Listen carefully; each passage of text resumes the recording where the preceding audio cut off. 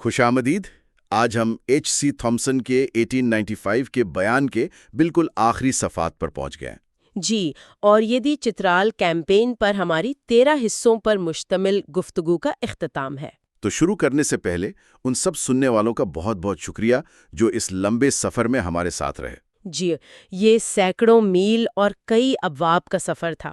اگر آپ نے ہمیں یہاں تک سنا ہے تو سبسکرائب ضرور کریں، کیونکہ یہ سلسلہ تو ختم ہو رہا ہے، لیکن ہم پہلے ہی ایک اور نایاب تاریخی کتاب پر کام شروع کر چکے ہیں، اور ہم چاہیں گے کہ اس کے بارے میں سب سے پہلے آپ کو معلوم ہو۔ بالکل۔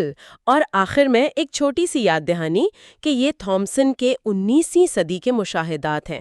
ہم انہیں غیر جانبداری سے ایک تاریخی دستاویز کے طور پر پیش کر رہے ہیں۔ مقصد صرف یہ ہے کہ ہم اس دور کو ایک عینی شاہد کی آنکھوں سے دیکھ سکیں۔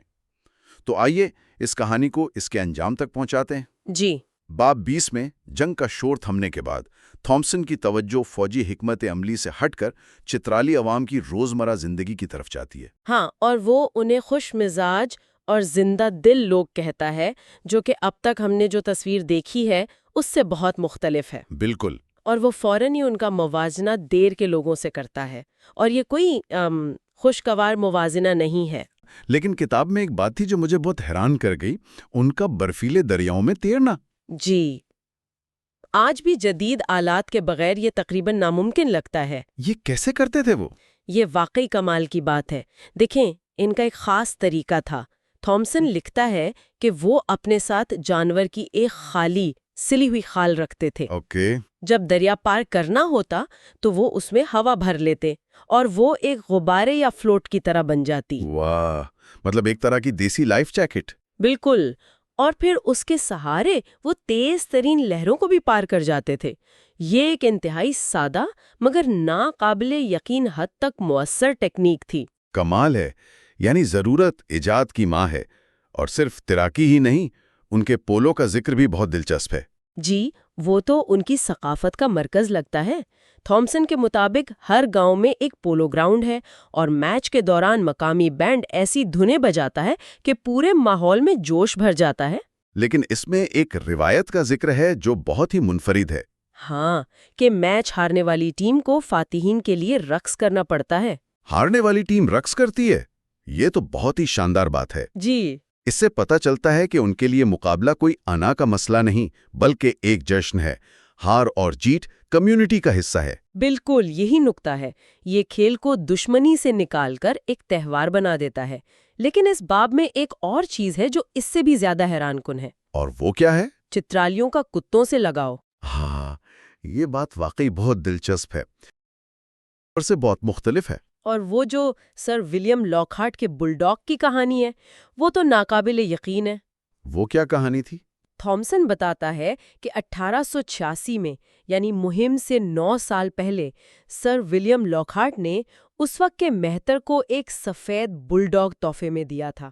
ٹھیک ہے۔ پھر 9 سال گزر گئے، جنگ ہوئی، حکومتیں بدل گئیں، مہتر مارا گیا، مطلب پورا ملک الٹ پلٹ ہو گیا۔ اور پھر 1895 کی مہم کے دوران ایک برطانوی سرجن کو وہی کتا کوگزے گاؤں میں آوارہ پھرتا ہوا ملا۔ 9 سال بعد وہی کتا؟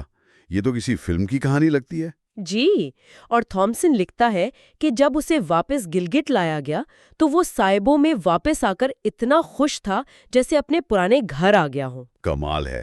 اور یہ کوئی اکلوتا کتا نہیں تھا، ہے نا؟ نہیں، بالکل نہیں۔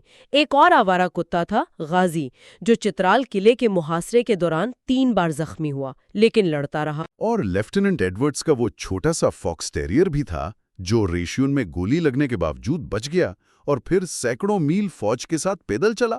بالکل، یہ چھوٹی چھوٹی کہانیاں ہی اس خشک تاریخی بیان میں انسانیت اور جان ڈال دیتی ہیں۔ صحیح کہا، یہ صرف فوجیوں اور جنگ کی کہانی نہیں رہتی۔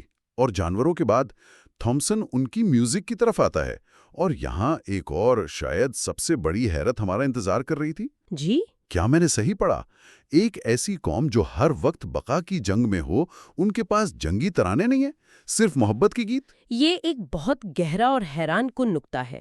تھامسن خود بھی اس پر ششدر رہ جاتا ہے۔ اچھا؟ اسے کیپٹن ٹاؤنشینڈ وہ مشہور واقعہ سناتا ہے کہ جب چترال قلعے کا محاصرہ عروج پر تھا، دشمن نیچے سرنگ کھود رہا تھا، کسی بھی لمحے قلعہ اڑایا جا سکتا تھا۔ یعنی انتہائی تناؤ کا عالم تھا۔ جی، اور اس شدید تناؤ کے عالم میں بھی باہر بیٹھے چترالی موسیقار مسلسل ایک جذباتی محبت کا گیت گا رہے تھے۔ جنگ اور موت کے سائے میں محبت کے گیت، یہ تو ناقابل یقین تضاد ہے۔ کیا تھامسن اس کی کوئی وجہ بتاتا ہے؟ وہ براہ راست کوئی نظریہ تو نہیں دیتا، لیکن جو بات ابھر کر سامنے آتی ہے وہ گہری ہے۔ شاید ان کی ثقافت میں بقا کا انحصار ذاتی بہادری اور رومانس پر تھا، نہ کہ منظم ریاستی جنگ پر۔ مطلب ان کی لڑائیاں ذاتی تھیں لیکن روح شاعرانہ تھی۔ بالکل، ان کے گیتوں میں ستاروں اور چڑیوں کا ذکر ہے۔ تھامسن ایک گیت کا ترجمہ بھی پیش کرتا ہے جس کی ایک لائن کچھ یوں ہے: اے مرزا کی بیٹی، شاہین جیسی آنکھوں والی، تم دودھ سے زیادہ سفید اور برف سے زیادہ پاکیزہ ہو۔ یہ محبت بھرے گیت اور کتوں سے لگاؤ ایک ایسی قوم کی تصویر بناتے ہیں جو اپنی سخت دنیا کے باوجود بہت حساس تھی۔ جی، لیکن تھامسن کو جلد ہی احساس ہوا کہ اگر چترالی دلچسپ تھے تو ان کے پڑوس میں رہنے والے لوگ ایک مکمل تاریخی پہیلی تھے۔ آپ نے بالکل صحیح کہا۔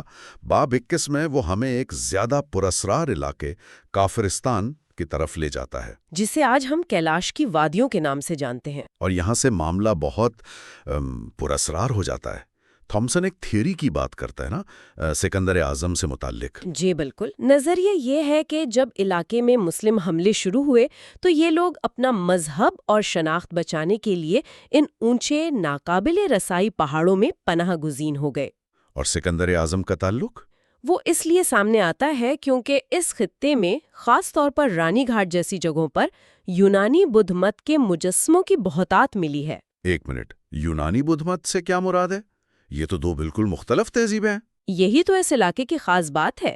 یہاں سکندر کی یونانی تہذیب اور بدھ مت کا مذہب آپس میں اس طرح گھل مل گئے تھے جیسا دنیا میں کہیں اور نہیں ہوا۔ اچھا۔ مطلب یہ کہ بدھ کے مجسمے تو تھے لیکن انہیں بنانے کا انداز یونانی تھا، جیسے مجسموں کے کپڑوں میں سلوٹیں، چہرے کے حقیقت پسندانہ تاثرات، یہ سب یونانی آرٹ کی نشانیاں تھیں۔ ٹھیک ہے، تو پورا علاقہ اس عظیم یونانی بدھ مت تہذیب کے آثار سے بھرا پڑا ہے۔ لیکن یہی کہانی کا سب سے بڑا معمہ سامنے آتا ہے۔ جی، تھامسن کہتا ہے کہ ان تمام آثار کے باوجود کالاش لوگوں کے اپنے مذہب اور روایات میں بدھ مت کا دور دور تک کوئی نشان نہیں ملتا۔ یہی وہ سوال ہے جو تھامسن کو بھی پریشان کرتا ہے اور جو آج بھی تاریخ دانوں کے لیے ایک چیلنج ہے۔ مطلب کیسے؟ ان کا مذہب خالصتاً بت پرستی پر مبنی تھا، جس میں وہ امرا نامی ایک خالق اور گجا نامی ایک جنگی دیوتا کی پوجا کرتے تھے۔ وہ بدھ مت کی تاریخ سے بھرے علاقے میں رہتے تھے لیکن اس سے بالکل لا تعلق تھے۔ یہ کیسے ممکن ہے کہ ایک پوری قوم اپنی تاریخ کا اتنا بڑا حصہ مکمل طور پر فراموش کر دے؟ یہ تو ایسا ہے جیسے کوئی مصر میں رہے اور اسے اہرام مصر کے بارے میں کچھ نہ معلوم ہو۔ اس کا کوئی حتمی جواب نہیں ملتا۔ تھامسن اسے ایک ایسی تاریخی پہیلی کے طور پر پیش کرتا ہے جس کا جواب شاید ہمیشہ کے لیے ان پہاڑوں میں دفن ہو چکا ہے۔ یہ واقعی سوچنے پر مجبور کرتا ہے، لیکن اس دور میں سلطنت برطانیہ کے لیے ایسی پہیلیاں سلجھانے سے زیادہ اہم اور فوری سوالات تھے۔ بالکل، اور یہیں سے ہم کتاب کے آخری اور سب سے اہم سیاسی باب کی طرف آتے ہیں۔ باب 22 یعنی پوری مہم کا نچوڑ۔ جی، جنگ جیت لی گئی، چترال پر قبضہ ہو گیا، لیکن لندن اور کلکتہ کے ایوانوں میں ایک نئی، اس سے بھی بڑی جنگ شروع ہو گئی۔ اور وہ جنگ کیا تھی؟ کیا برطانیہ کو چترال پر قبضہ برقرار رکھنا چاہیے یا سب کچھ چھوڑ چھاڑ کر واپس آ جانا چاہیے؟ تو یہ بحث محض ایک وادی کے بارے میں نہیں تھی، بلکہ یہ گریٹ گیم کے مستقبل کا سوال تھا۔ بالکل، یہ برطانوی ہند کی پوری شمال مغربی سرحدی پالیسی کی سمت کا تعین کرنے والی بحث تھی۔ تو دلائل کیا تھے؟ جو لوگ چترال کو چھوڑنے کے حق میں تھے ان کا موقف کیا تھا؟ ان کی قیادت سر لپل گرفن جیسے تجربہ کار لوگ کر رہے تھے، جنہوں نے چترال کو ایک موت کا پھندا قرار دیا۔ موت کا پھندا؟ جی، ڈیتھ ٹریپ۔ ان کا موقف بہت عملی اور معاشی تھا۔ وہ کہتے تھے کہ یہ ایک بنجر پہاڑی علاقہ ہے جہاں فوج بھیجنا اور رسد پہنچانا انتہائی مشکل اور بے تحاشا مہنگا ہے۔ یعنی پیسے کا ضیاع ہے۔ ہاں، اور ان کی دلیل تھی کہ اگر کوئی روسی فوج یہاں داخل ہونے کی حماقت کر بھی لے تو وہ خود ہی ان پہاڑوں میں بھوکی مر جائے گی اور پھنس جائے گی۔ یہ تو ایک بہت مضبوط عملی دلیل لگتی ہے۔ تو اس کے مقابلے میں فارورڈ پالیسی کے حامیوں کا کیا کہنا تھا؟ ان میں لارڈ رابرٹس جیسے بڑے نام شامل تھے۔ ان کا نظریہ وسیع تر، تصویراتی اور مستقبل پر مبنی تھا۔ اچھا۔ ان کا موقف تھا کہ چترال بذات خود شاید اہم نہ ہو، لیکن اس کی جغرافیائی حیثیت اسے ہندو کش کی کنجی بناتی ہے۔ کی ٹو دا ہندو کش۔ صحیح، ان کا کہنا تھا کہ اس علاقے کے دروں پر کنٹرول روسی اثر و رسوخ کو روکنے اور ہندوستان کی سرحد کے دفاع کے لیے ناگزیر ہے۔ ان کا خوف تھا کہ اگر برطانیہ نے یہ خلا چھوڑا تو روس اسے فوراً پر کر دے گا۔ تو یہ بحث دراصل دو مختلف فلسفوں کی جنگ تھی، ایک طرف معاشی حقیقت پسندی اور دوسری طرف سلطنت کی تصویراتی سلامتی۔ بالکل درست، پیسہ بامقابلہ طاقت۔ ایک طرف وہ لوگ تھے جو سلطنت کی موجودہ بیلنس شیٹ دیکھ رہے تھے اور دوسری طرف وہ جو اگلے 50 سال کے نقشے پر نظر رکھے ہوئے تھے۔ اور جیتا کون؟ آخرکار فارورڈ پالیسی کے حامیوں کی جیت ہوئی۔ برطانوی حکومت نے فیصلہ کیا کہ چترال پر قبضہ برقرار رکھا جائے گا اور پشاور سے ایک مستقل سڑک تعمیر کی جائے گی۔